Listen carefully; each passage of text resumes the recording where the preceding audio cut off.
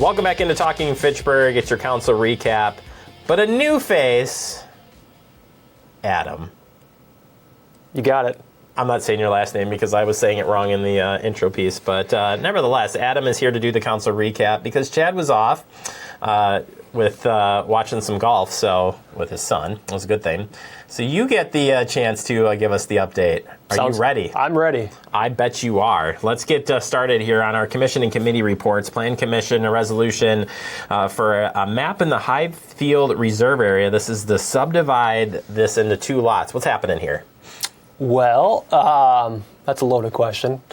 They are dividing the lot. I believe it's for future development. I also believe this has been approved a few times beforehand, and they're coming back to get it reapproved. That's right. It was something that they expire. Who knows? But it does expire. Then you have to bring it back and get reapproval. So it happened. Second ordinance and rezoning ordinance for condo development. This is the final step for about 20 condos. Correct. This one's been on here a few times. It's on Rimrock Road. It's going to be for those 20 condos as you referenced.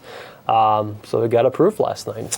Over to Board of Public Works on approving the purchase of some new water meters. I marked it as large water meters. I'm not sure that I know the difference between the water meters, but meters. I don't either. I know they aren't for like typical houses, but we've been swapping these out for a few years now, and this is kind of, we're getting close to the end. This is getting very close to it.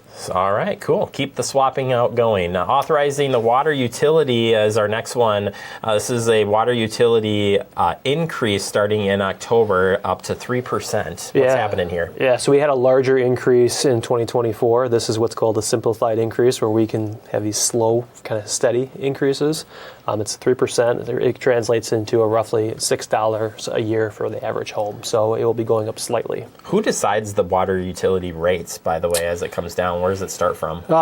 So that's part of our analysis that we do. We look at kind of just how much money is going in, how much money is being expended, and making sure we have enough reserves to keep the whole system in place. And then ultimately, I believe the PFC is the one who approves it.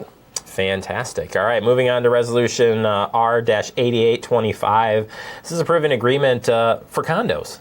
Yep, this is that Rimrock Road project again. Why for Public Works though, right? This is what we're under. So this approves the improvements in and around that area. Correct. It'd be the public improvements they're approving within that development. You hear these things come up like hand by hand, but in different capacities there. So thought I'd spell that out. Yep, anyways, next resolution is releasing a temporary limited easement.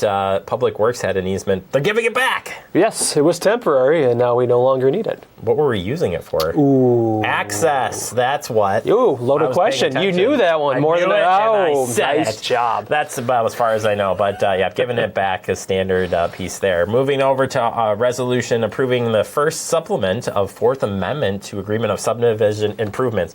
I had to say that because my note here is it's the Highfield lot.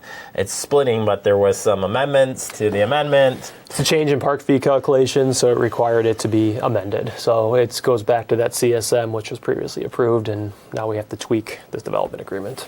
All right, there you go, and that passed as well. Moving on to our Community and Economic Development Authority. They have an update for the housing study, so moving some funds in for a housing study. So it's an update. I think the last one was in 2019, if I remember right. You are correct. So yes, we'll be updating that. Laureen will be kind of working on that along with economic development. Redevelopment Resources is the consultant who we've hired.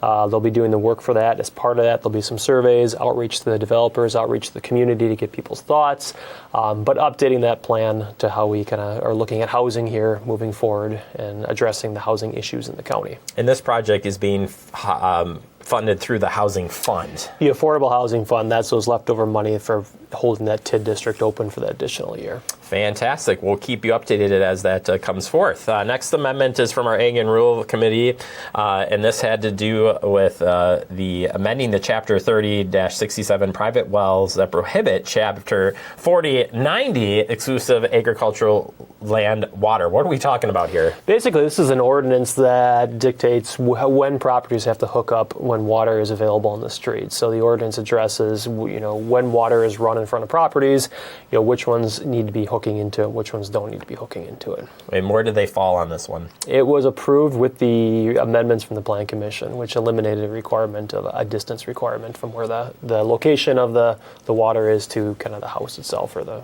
property. Fantastic. Moving over to our Finance Committee, we have the acceptance of donation for purchase of our canine. So we've got some funds here that we're going to put forth to getting our next canine unit. Dog. Yes.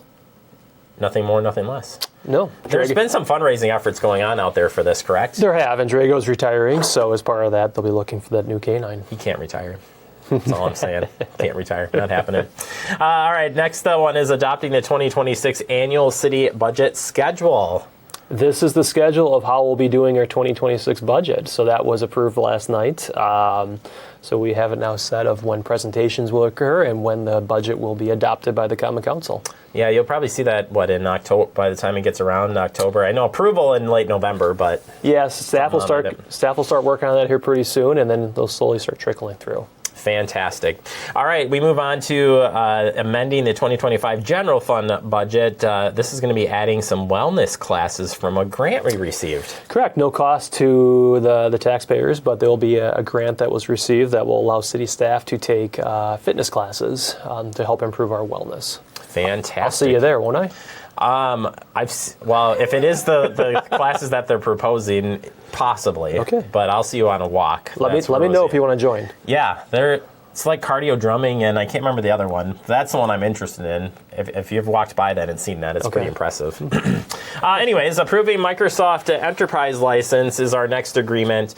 This is a renewal, but because it's a 3-year contract, the way I understood it, we have to take it to council because it's not year to year. You got it. So we use Microsoft, and it's part of doing business here. So it was approved, and that will allow us to continue to use those products and keep the city running. Fantastic. Over to direct referrals, we have one, and it is authorizing partial tax assessment refund for the FTC Real Estate East for 2022. Yep, and this was approved last night.